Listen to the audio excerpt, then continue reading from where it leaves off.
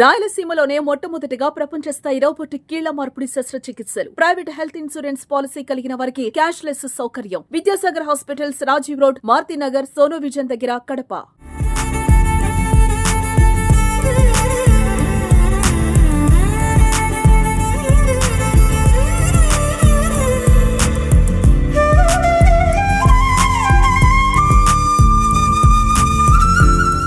రాష్ట్ర వ్యాప్తంగా ఉన్నటువంటి పసుపు సైనికులందరూ కడప బాట పట్టారు.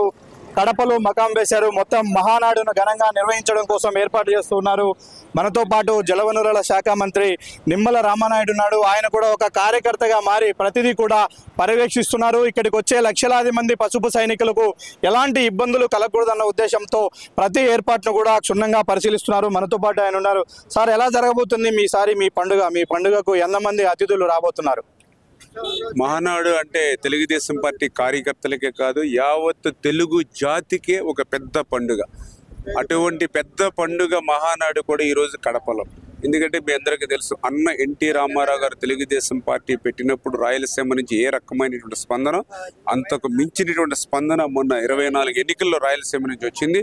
అందుకే ఈ కూటమి అధికారంలోకి వచ్చాక మొదటి మహానాడు కడపలో జరుపుతున్నాం. ఈ కడప ఏర్పాట్లు కూడా చూస్తూ ఉంటే గతంలో జరిగినటువంటి మహానాడుల కంటే కూడా ఎంతో ఘనంగా రాయలసీమలో ఉన్నటువంటి ప్రతి పార్టీ నాయకుడు, మన తెలుగుదేశం పార్టీ నాయకుడు ప్రతి ఒక్కరూ కూడా ఇందులో ఇన్వాల్వ్ అవుతున్నారు. భుజస్కంధాల మీద చేసుకుని ఒక కుటుంబ కార్యక్రమంగా. ఎందుకంటే మీరు చూస్తున్నారు చాలా షార్ట్ టైం. ఎందుకంటే 27, 28, 29 జరపాలని నిర్ణయం తీసుకున్నప్పటికీ ఒక పక్క ఆపరేషన్ సింధూర్ జరుగుతున్నటువంటి పరిస్థితుల్లో ఈ యొక్క మహానాడు జరపడమా వాయిదా అనేటువంటి మీమాంసలో ఆలస్యమై 10 రోజుల క్రితమే నిర్ణయం తీసుకున్నప్పటికీ కూడా ఇంత పెద్ద ఎత్తున ఏర్పాట్లు జరుగుతున్నాయి. అందులోనూ వాతావరణ పరిస్థితులు కూడా మరి వర్షం పడేటువంటి సూచనలు ఉన్నటువంటి స్థితిలో, నిన్న పడినటువంటి వర్షం కూడా చాలా ఇబ్బంది పెట్టినటువంటి స్థితిలో కూడా వచ్చినటువంటి ప్రతి ఒక్కరికి కూడా ఏ ఇబ్బంది లేకుండా, ఎందుకంటే ఇవాళ తెలుగుదేశం పార్టీకి ప్రాణం కార్యకర్త అంటే, అటువంటి కార్యకర్తకి చిన్న ఇబ్బంది కూడా తలకూడదు అని ఏదైతే బాబు గారు చెప్పారో దానికి అనుగుణంగానే అన్నీ కూడా వాటర్ ప్రూఫ్ షెడ్స్. ఇప్పుడు మీరు చూసారు సభా ప్రాంగణం అంతా కూడా వాటర్ ప్రూఫ్ షెడ్స్ తోటి.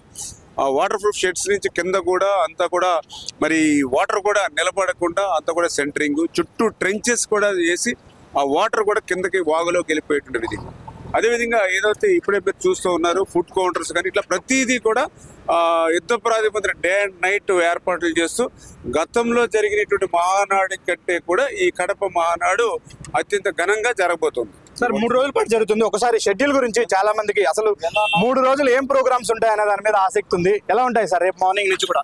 ఏదైతే మీ అందరికీ తెలుసు 3 రోజులు జరిగేటువంటి ఈ మహానాడు మరి పర్టికులర్గా మొదటి రోజు కార్యకర్తలు ఏదైతే పార్టీ సంస్థాగతంగా నారా లోకేష్ బాబు గారు కూడా గతంలో కంటే భిన్నంగా కూడా తీసుకెళ్లాలనే ఆలోచనలో భాగంగా యువతను ఏ రకంగా రేపు ఉద్యోగ అవకాశాలు కల్పించే విషయం, ఉపాధి కల్పించే విషయంలో కానీ, మహిళలను ఎన్ఫోర్స్మెంట్ వాళ్ళకి శక్తినిచ్చే విషయంలో కానీ ఏ రకంగా అంటే ఒక డిఫరెంట్గా సంస్థాగతంగా అంటే, ఎందుకంటే గతంలో కంటే కూడా భిన్నంగా ఈరోజు మీరు చూశారు ఏదైతే ఈవేళ మండలం, క్లస్టరు, యూనిట్, బూత్ ఇట్లాగా ఏదైతే మరి గ్రౌండ్ లెవెల్లో ప్రతి 60 ఓట్లకి కూడా ఒక కేఎస్ఎస్ ఎట్లా అయితే నిర్మాణం జరుపుకున్నామో దాని సంస్థాగతంగా రెండవ రోజు ఇటువంటి ఆర్థిక పరిస్థితి సహకరించినటువంటి సమయంలో కూడా ఇంత పెద్ద ఎత్తున అభివృద్ధి సంక్షేమ కార్యక్రమాలు ఏదైతే ప్రభుత్వం చేస్తూ ఉందో దాన్ని ప్రజల్లోకి కార్యకర్తలుగా ఎట్లా తీసుకెళ్లాలనే దాని మీద రెండో రోజు కూడా చర్చనీయాంశాలుగా, అందులో కూడా రాయలసీమకు సంబంధించి కూడా, ఎందుకంటే రాయలసీమకి తెలుగుదేశం పార్టీకి చాలా అనుబంధం ఉంది.